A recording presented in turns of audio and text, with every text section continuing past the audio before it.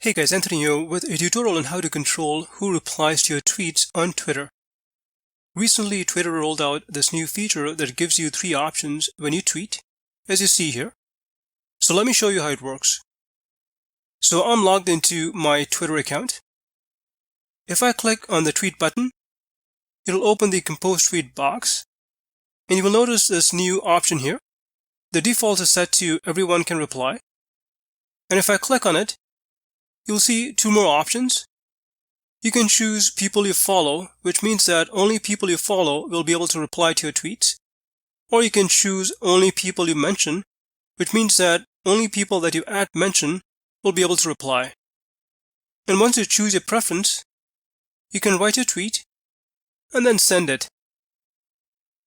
But that's pretty much it. If you are on Twitter, feel free to connect with me. And if you have any questions, please leave them in the comment section. Thanks for watching.